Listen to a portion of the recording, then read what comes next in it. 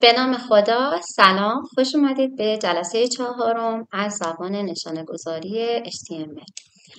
در جلسه قبل در VS Code یک فایل HTML رو باز کردیم و یک سری تگ ها رو یاد گرفتیم. علاوه بر اون کامنت گذاری رو هم یاد گرفتیم. در جلسه قبل در مورد چگونگی اضافه کردن یک عکس به فایل HTML مون صحبت کردیم. در این جلسه میخوایم فایل HTML رو که داخل اون یک تگ ایمیج استفاده کردیم بیشتر مورد بررسی قرار بدیم. در اینجا ما یک تگ ایمیج داریم که اگر بیایم روی این قسمت و اونو باز بکنیم میبینیم که به این صورت به ما نشون میده، نمایش میده. خب چرا این عکس به این صورت به ما نمایش داده میشه؟ ببینید ما در جلسه قبل گفتیم که اگر هر عکسی داخل یک فولدر قرار داشت اول اسم فولدر رو می نویسیم و بعد اسم عکس رو می نویسیم.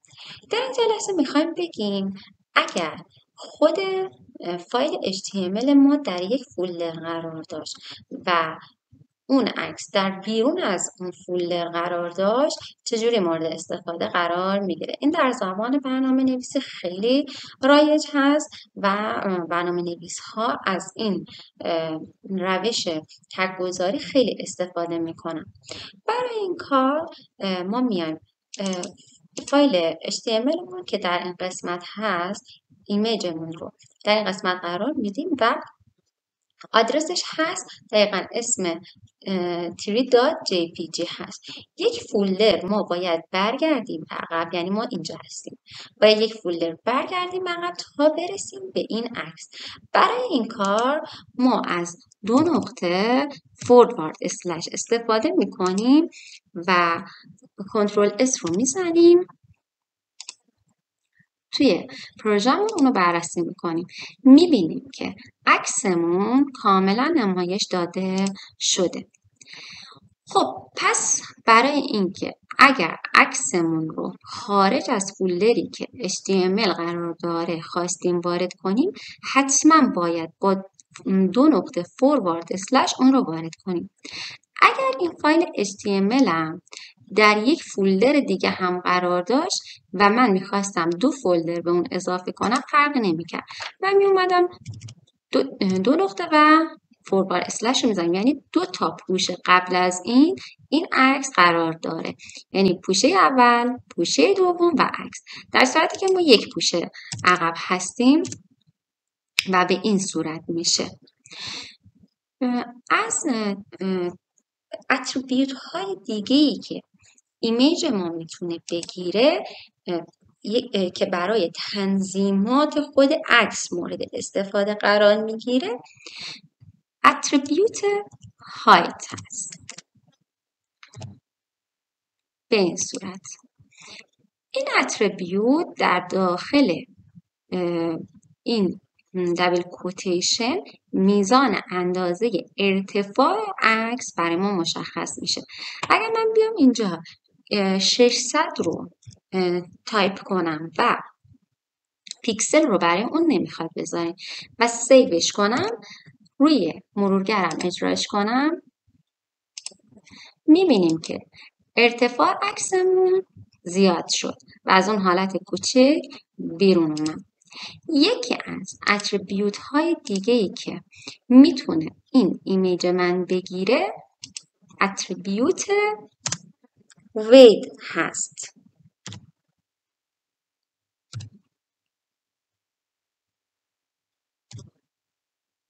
خودش هم برامون میاره که داخل دبل کوتیشنش ما میتونیم عرض این عکس رو مشخص بکنیم. میریم بررسی میکنیم داخل این مرورگرمون، میبینیم که برای ما عرضش رو در این حد کرد. یه نکته مهمی که وجود داره این هست که شما حتما زمانی که میخواین از اتریبیوت هایت یا ویت استفاده کنید برای اینکه تصویرتون بیش از حد پهن کشیده یا بزرگ نشه و اینکه اون پیکسل هاشو به وضوح نمایش بده، از یکی از این اتریبیوت ها استفاده کنید. اینکه داخل تنظیماتش حتما ببینید که اون ارتفاع و عرض اولیه عکستون چقدر هست. اگر ما بیایم WT School رو باز بکنیم، در Learn HTML میتونیم در قسمت ایمیج هامون این طول و ارتفاع عکس رو مورد بررسی قرار بدیم. میبینیم که توی این قسمت ها اگر ما این ترایور 0 رو بزنیم، میبینیم که یک اتریبیوت به اسم وایت داره که اینجا قرار داده و اینجا. میایم اونو تغییر میدیم.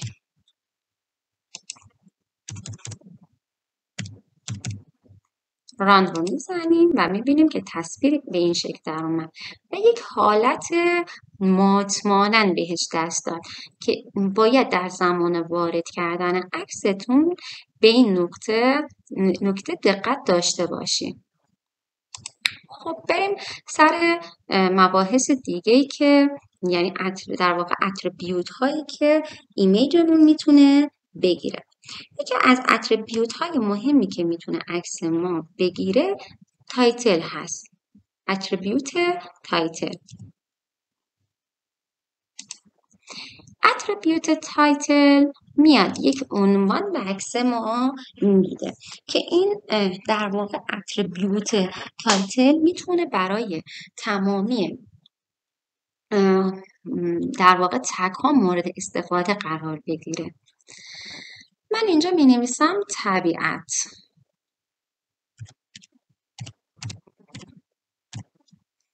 و اونو سیوش میکنم.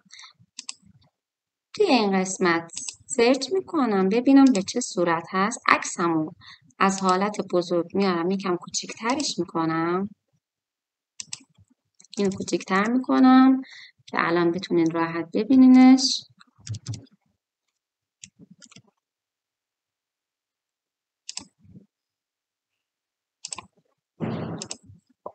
اگر من بیام روی این قسمت وایسم میبینید که یک کلمه طبیعت رو در اینجا به من نمایش میده.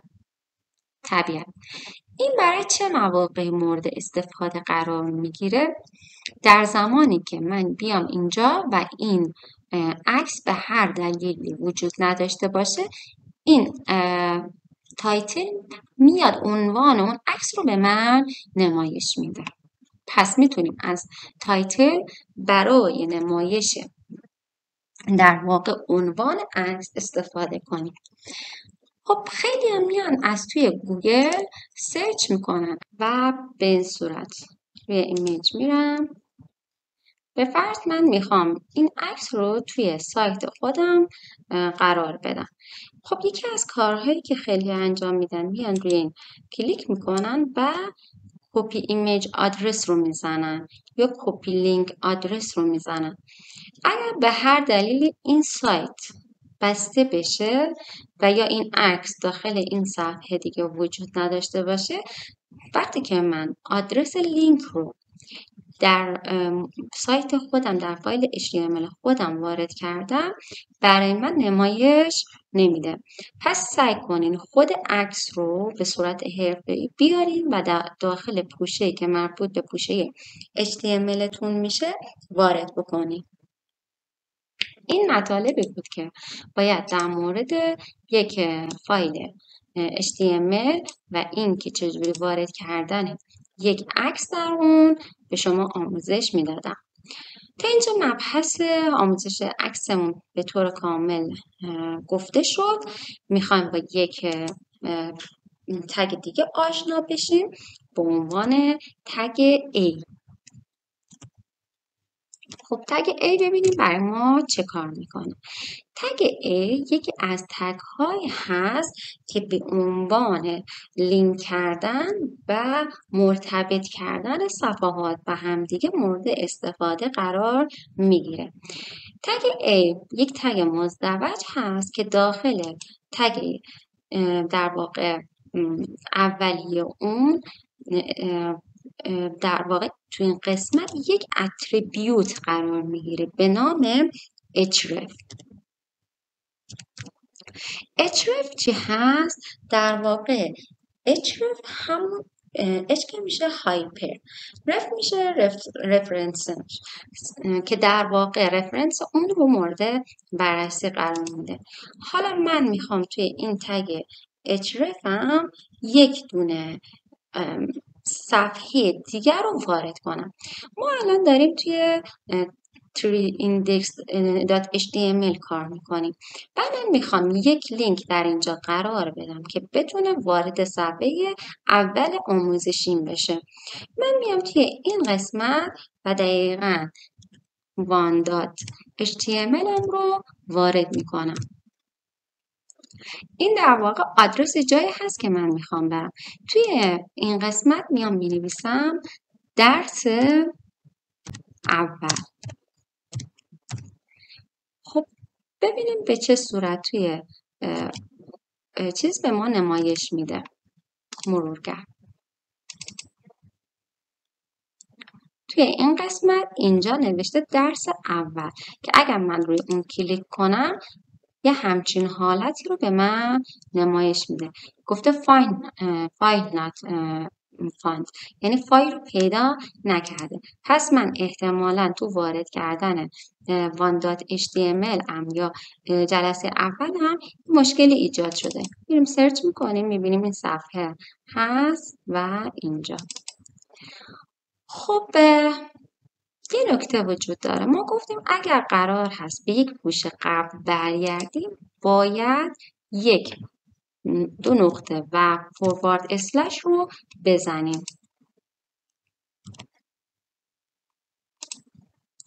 که در این صورت اگه من رفرش کنم میبینید که برگشت و صفحه من رو کامل پیدا کرد. پس برای اینکه من بتونم وارد یک صفحه دیگه بشم با توجه به آدرسی که خود صفحه داره، الان من در فولدر tree.html هستم و داخل فایل treeindex.html هستم. پس یک پوشه باید برگردم به عقب و وارد one.html بشم که حالا برمیگردم به درس اول. حالا یه موضوع اینجا هست که من اومدم وارد این صفحه بشم. برای که نخوام از اینجا استفاده کنم و برگردم باید چه کار کنم؟ چه کاری رو باید اینجا انجام بدم؟ برای این کار میام توی HTML هم توی این قسمت هم توی بادی یه دونه تگ A دیگه وارد میکنم و به اون یک اتریبیوت میدم با عنوان href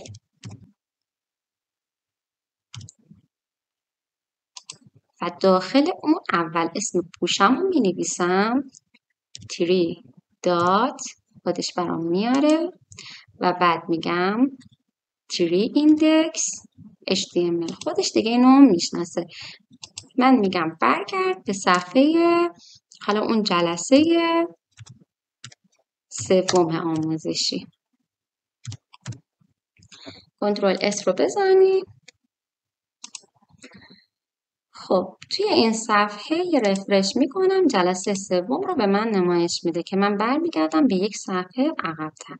پس برای جابجایی داخل صفحاتی که خودمون ساختیم میتونیم از href که اتریبیوت A هست، تگ A هست استفاده بکنیم. آدرس اون رو بنویسیم، پوشه، اسم فایل و نام اون چیزی رو که میخوایم در این قسمت بین دو تا تگ قرار میدیم. این برای جابجایی بین صفحات هست. حالا اگر من بخوام در همینجا یا فرق نمیکنه توی فایل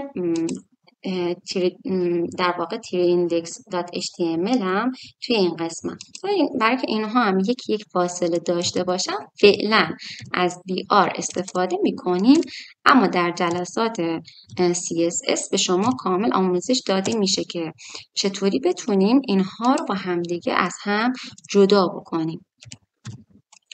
در واقع هر کدوم از این خطهای H1 که میبینید توی صفحه‌مون، توی ایندکسمون، این قسمت خودشون توی خط جدا قرار گرفتن که اینا بهشون میگن بلوک لول، یعنی یک خط رو به طور اختصاصی در بر میگیرن.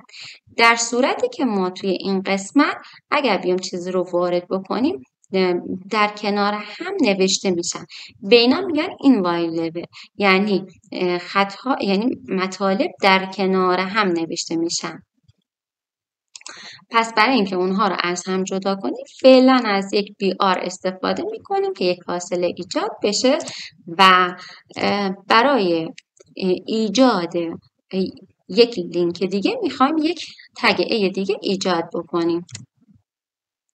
توی این تگ A ما میام href رو دوباره وارد میکنیم و حالا میخوایم یک سایتی رو در این فایل HTML خودمون لینکش رو بذاریم که کسی که میخواد متن ما رو میخونه و با توجه به لینک میخواد وارد اون بشه اینجا کلیک کنه و از طریق لینک وارد اون سایت بشه. من میام فایل در واقع HTTP رو میزنم، لینک HTTP، و برای اون میام مثلا فوروارد اسلش میزنم W3 school رو میخوام وارد بکنم اینجا، W3 schools، و اینجا میخوام مشخص کنم که قرار هست من به W3 school برم.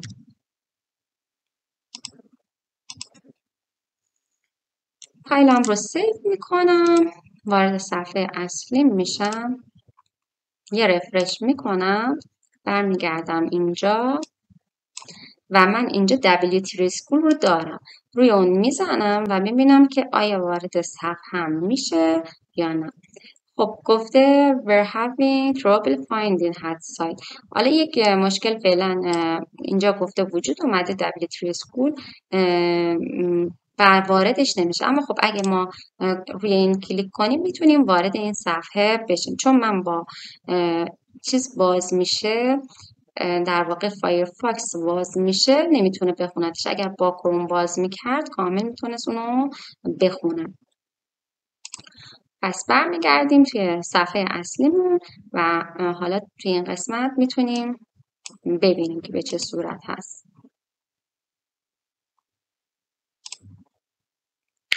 خب این تا اینجای مطالبمون. از تگ های دیگه‌ای که وجود دارن، تگ های A، ببینیم چه چیزهای دیگه‌ای وجود دارن.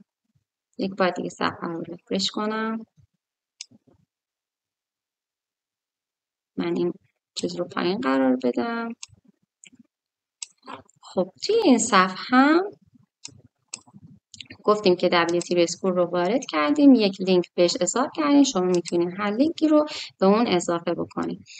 یکی از اتریبیوت های دیگه که میتونیم به اون بدیم تلفن هست. شما شاید نیاز داشته باشین که در یه سایتی که قرار هست خودتون بسازین برای دیگران و اون فایل HTML رو بهشون بدید، نیاز هست که تلفن وارد بکنید. توی این قسمت میایین توی قسمت hrefتون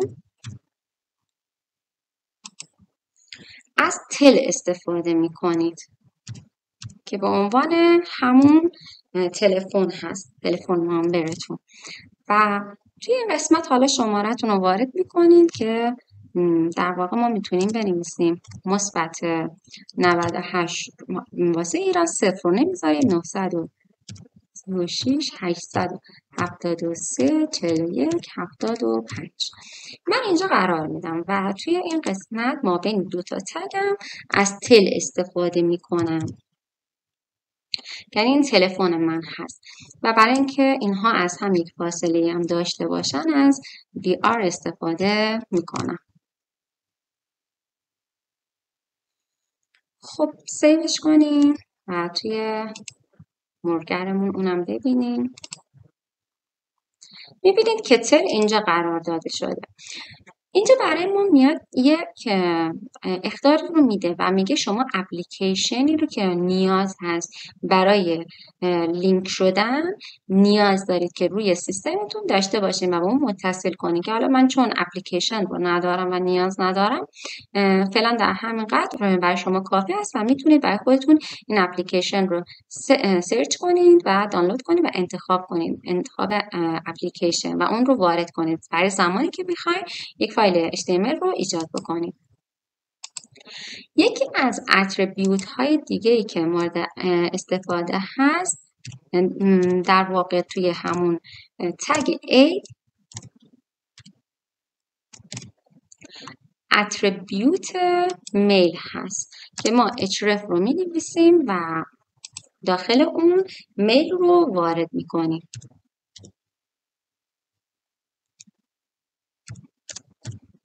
در واقع میل تو و آدرس ایمیلی رو که میخوان برای اون نفر یعنی اگر قصد ارتباط داشته باشن با این سایت ما میتونن توی این قسمت از طریق این ایمیل با ما ارتباط داشته باشن، که حالا من چون ایمیل خاصی رو اینجا ندارم مثلا یه چیز رو اینجا میذارم و اینجا مینویسم ایمیل.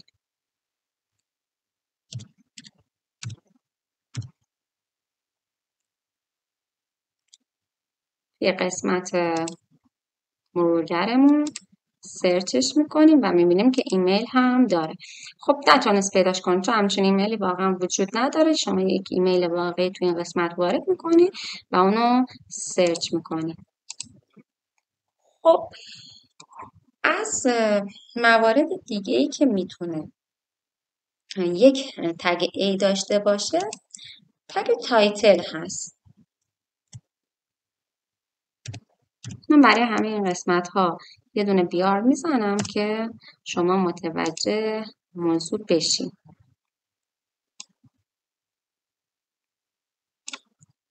اینجا یک A وارد میکنم، تگ A و دوباره بهش تگ تایتل میدم.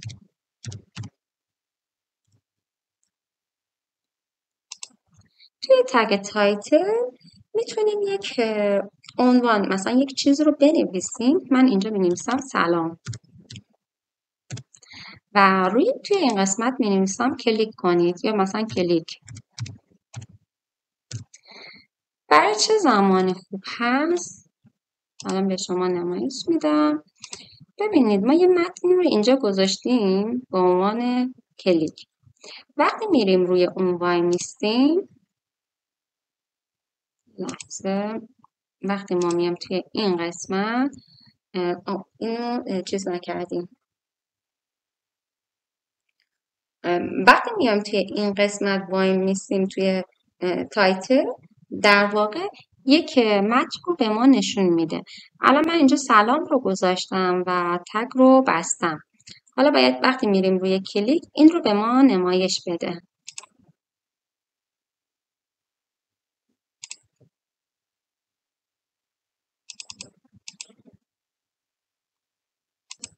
که باید اینو به ما حالا نمایش بده. ببینیم مشکلش دقیقا کجاست. اینجا href رو نذاشتیم. href با همین یک اشتباه کوچیک میتونه کلا اون متنتون رو خراب کنه. من میام یکم زیباتر مینویسم href و فاصله رو ایجاد میکنم، سیو رو میزنم، یه رفرش توی صفحه انجام میدیم. روی کلیک که میریم میبینیم که آبیش اون موقع مشکی بود و پایین میبینیم نوشته سلام. حالا این برای چه مواقعی است؟ زمانی که من نمیخوام این مثلا لینکم رو کامل باز کنم، میتونم مطالبی که داخلش هست رو بخونم یا اینکه بدونم که حداقل چی داخل اون قرار داره. بهتر هست که وقتی دارین تایتل می‌نویسین یک بخش بزرگ رو به اون اختصاص ندید، چون که وقتی که وارد بحث سئو میشیم عناوین وقتی خیلی زیاد باشه خودش به صورت خودکار اون خوانایی رو از دست میده و توی صفحه اول گوگل قرار نمیگیره. خب یه موضوعی رو اینجا باید بگیم که ما همه اینها رو نوشتیم و وقتی میخواستیم بازشون کنیم به چه صورت بودن. مثلا WT Rescue توی همین صفحه باز میشه. مثلا اینجاست. یعنی هر چیزی رو که میخوایم بزنیم ما اینجا تو همین صفحه قرار هست که باز بشه. اگر من بخوام که یک کار خوبی رو انجام بدم و وقتی که یه صفحه رو دارم چک میکنم و وارد اون میشم، بیام یه جوری باشه که علاوه بر صفحه اصلی که داخل اون هستم صفحه دیگه‌مون نمایش بده، خب خیلی بهتر است. مثلا من بیام توی این قسمت اینجا اومدم یک آدرس رو دادم که درس اول هست. حالا بریم توی درس اول، توی همین صفحه برام دوباره اینو باز میکنم. اگه بیام توی این درس اول یک اتریبیوت دیگه هم اضافه بکنم به نام تارگت، این تارگت به من میگه که میتونی از بلانک استفاده کنی. خودش این بالا داره. یعنی چی؟ یعنی توی یک صفحه جدید برام اونو باز بکن، توی صفحه قبلی برام اینو باز نکن، نمایش نده. میام اینجا و سرچش میکنیم. من میام روی درس اول کلیک میکنم و توی صفحه جدید باز کنم. من میتونم هم صفحه قبلمو داشته باشم و هم صفحه بعدم. این خیلی کمک زیادی میکنه توی زمانی که یک سایتی رو میخوان اجرا کنی تا اون مخاطب بتونه به راحتی صفحات قبل رو در دسترس داشته باشه. اگر هیچ چیزی رو ما توی این تارگتمون قرار ندیم، یعنی توی این قسمت هیچ چیز رو ننویسیم یا سلف بنویسیم، داخل خود صفحه قبل مثل قبل نمایش داده میشه و به این صورت هست. حالا پس اگر خواستین که صفحه جدید باز کنیم از بلنک، اگر نخواستید این قسمت رو کامل به صورت سلف یا خالی نمایش میدین که بهتر هست برای زیباتر شدن صفحتون و راحتی اون این کار رو انجام بدید. خب تا اینجا بحث هایی رو که گفتیم در این مورد این بود که ما میایم ایمیج رو چجوری داخل یک فولدر قبل ببریم به وسیله 2 نقطه و فوروارد اسلش اسم عکس، هایت و حالا در واقع تایتل دادن، ویت که پاکش کردیم، ارز بود که می اومد ارز عکسمون رو تغییر میداد، تایتل عنوان برای اون مشخص میکرد و در مورد تگ A صحبت کردیم که مباحثش خیلی زیاد بود. href که خود چیزی رو که میخواستیم یک صفحه جدید ایجاد کنیم، اسم اون صفحه رو یعنی در واقع یک صفحه جدید رو به صفحه قبلمون متصل بکنیم. از این طریق اومدیم این کار رو انجام دادیم که اگر میخواستیم در صفحه جدیدی یعنی در یک تب جدید اون رو باز کنیم، از تارگت استفاده کردیم. href در واقع آدرس رو لینک کردن یک سایت رو کار کردیم. href تلفن رو کار کردیم، تلفن نامبر گذاشتیم که با اپلیکیشن می داشته بتونیم کار کنیم. میل رو زدیم و برای این هم اپلیکیشن میخواست و href تایتل که اگر روی یک متن می رفتیم و اون روی اون می ایستادیم میتونستیم محتویات اون رو ببینیم. خسته نباشید.